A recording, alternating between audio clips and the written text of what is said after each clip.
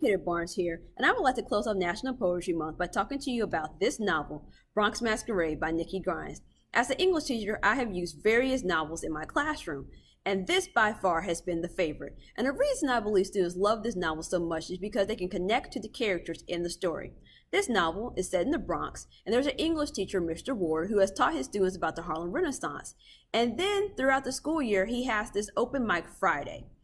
And the book is written in a combination of poetry and prose. So each chapter features a different student in Mr. Ward's class. And at the end of the chapter, you hear the poem that the students shared during their open mic Friday. And before I read an excerpt from the novel, I would like to read an excerpt from the introduction written by the author, Nikki Grimes. It is my contention that, by our teens, we have all created masks that we hide behind, false faces that we show to the world. I imagine the classroom as a sort of masquerade.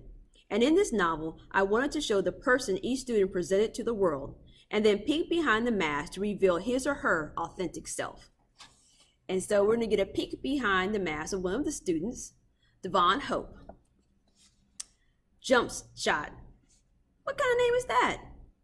Not mine, but try telling that to the brothers at school. That's all they ever call me. You think it must be written somewhere, tall guys must be jocks. No, make that tall people, cause DeAndre got the same problem. Everybody expects her to shoot hoops.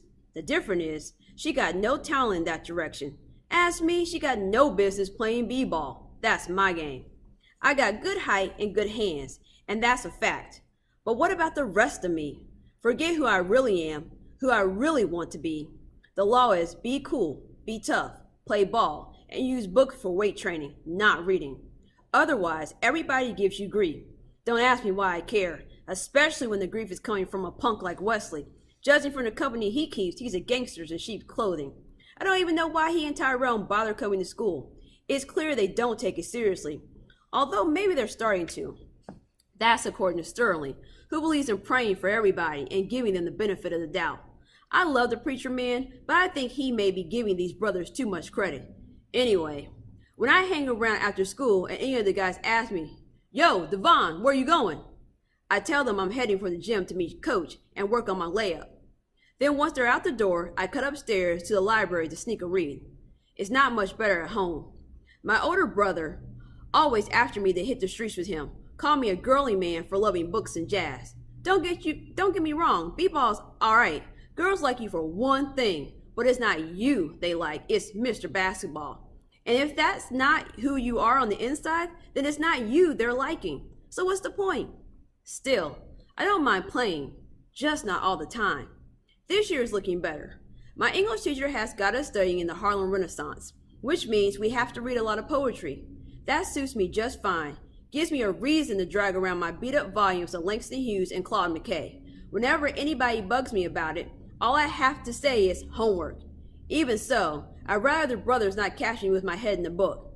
The other day, I duck into the library, snare a corner table, and hunker down with 3,000 years of black poetry. Renard sees me, but it's not like he's going to tell anybody. He hardly speaks, and he never hangs out with any of the brothers I know.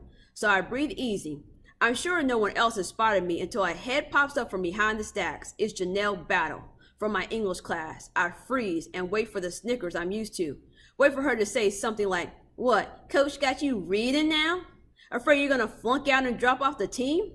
But all she does is smile and wave, like it's no big deal for me to be in the library reading, like I have a right to be there if I want. Then she passed over, slips a copy of The Panther and the Lash on my table, and walks away without saying a word.